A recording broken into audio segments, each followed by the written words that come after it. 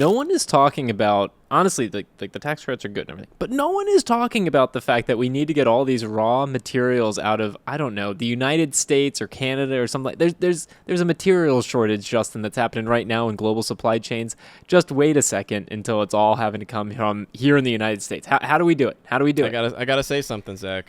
We're talking about it. That's a start, right? That's a start. Yeah. Let's start with where we're at today in 2022.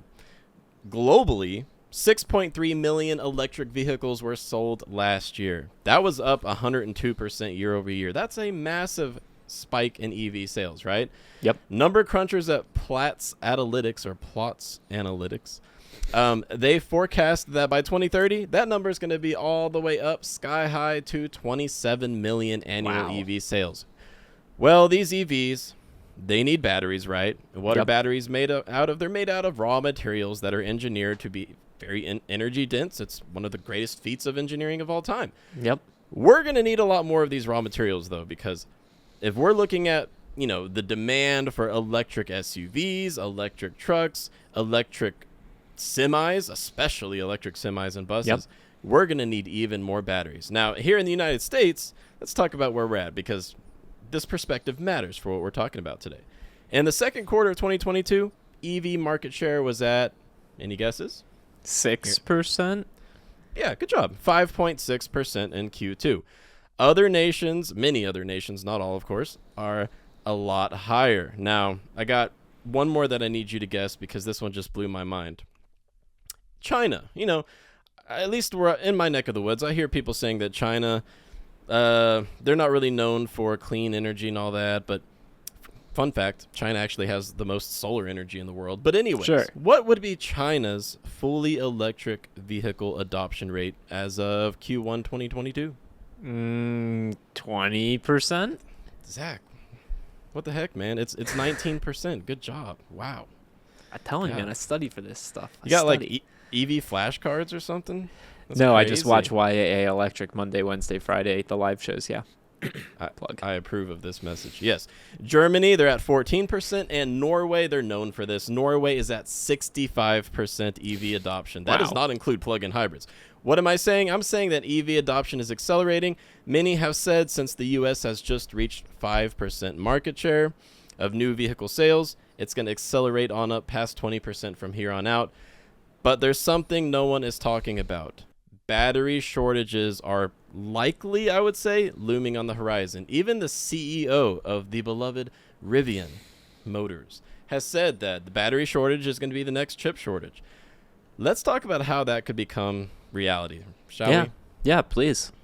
Yeah, so batteries need a lot of lithium. They also have iron, phosphate, manganese, a whole host of other minerals. Lithium is the big one. Does the world have enough lithium? Yes, it does, Zach. Does the world have enough operating lithium mines? That's a big no. So global lithium reserves are estimated to be about 14 million metric tons. That's a lot. I can't visualize that. That's like what? The size of the moon? Just kidding. But depending on who you ask, that means that we definitely have enough, because the amount of lithium needed to meet current goals for electrification and battery storage for utilities that are, going more heavily into solar and wind energy. Not only are electric vehicles going to need batteries, but you're going to need a lot of batteries to support the international electric grids that are being developed right now. We would need about 0.5 to 1.3 million tons. So global lithium reserves, 14 million tons. How much do we actually need to meet our goals by 2050? Around 1 million tons. So that's like within reach, right? However, where are we at currently with lithium production? In 2021, we had an all-time record high for lithium production. And guess what it was? 100,000 tons. Glad I did not guess that one. I would have gotten it wrong. Yeah, so what should we do, Zach? Should we go open up some mines, right? We could get some mines going to get some lithium production rolling. I mean, generally speaking, that sounds great, but something tells me it takes a bit of time to set up a mine. Wondering what your car's worth? Get a free valuation at YAA. It's just a click away. Generally, it takes 2 to 5 years to get a mine opened up from the beginning of the project. So once the intent is announced, you're going to have to go through a long permitting process, environmental study, risk assessments, and especially engineering. You're going to find out where that lithium's at and how you're going to extract it as safely as possible, right? In some scenarios, it can take up to 7 years to get a lithium mine open. But let's say on average, it's like 4 to 5 years. That is a long time. We're going to need about 1 million tons of lithium to meet the goals that the world has currently set. Right now, we're at about 100,000 metric tons. Wow. We got to open up some mines, Zach, and it's a long process. We're talking like a decade to get a lot of lithium mines to where we need them to be. And then, like we talked about at the beginning, a lot of this is now predicated on, at least if you want to get tax credits, you have to do it in the United States or Canada or Chile or a country that we have a free trade agreement with. So we're actually even limiting the scope of where we can open those mines, how quickly we can get them up. I bet you see a lot of investment happening, not only in making batteries here in the United States, but in opening mines or increasing capacity at mines here in the United States, Canada, Chile, Australia, etc. Yeah, precisely. A few mines in Canada have just announced exactly that. They're going to be expanding operations. I know that there are efforts to accelerate permitting for lithium mines that were already announced years ago that are still, sludging through the very, very slow permitting process. I know there's a massive lithium mine that has been proposed in Nevada, in the United States of America. However, the location that they want to put it on happens to be the only place that a very endangered species lives. And as a biologist myself, I am very sympathetic to that. And like, wow, are we going to cause a species to go extinct for a lithium mine? It's all these different permitting requirements that have to be considered when we think about how we just want to open up some lithium mines. Well, it doesn't really work like that. And honestly, it shouldn't. So is this the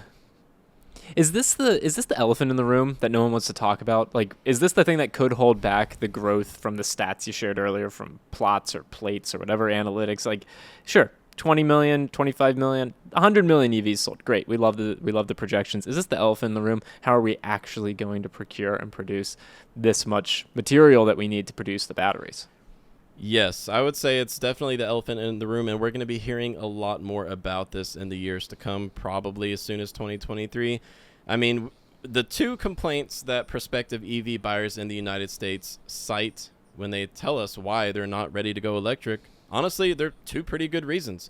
It's charging infrastructure sucks, at least if you don't own a Tesla, and EVs are too expensive. If we want to bring EV prices down, we're going to have to avoid a battery shortage, right? Because, Zach, you and I, we look at the industry enough. We know that what are automakers going to do if there's a battery shortage? They're going to use that to, keep prices inflated or bump them up even higher. And that's not going to help EV adoption. No, not in the slightest. Yeah, it's pretty interesting stuff, Justin. Honestly, it's a little bit sobering, a little bit scary.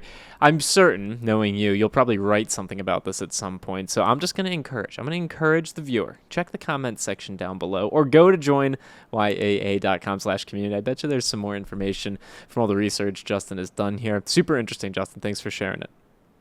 Yeah, we'll stay on top of the latest because this situation is certain to change. Like, we are in a crazy time right now. If you're in the world of battery manufacturing and raw material production, mining, so much is going to change. Who knows what we'll be talking about in 2023, eh? Well, good thing we do a Monday, Wednesday, Friday live show, so they should just join us then. Yes, indeed. Well, thank you so much, Zach, for being here today. See you, Justin.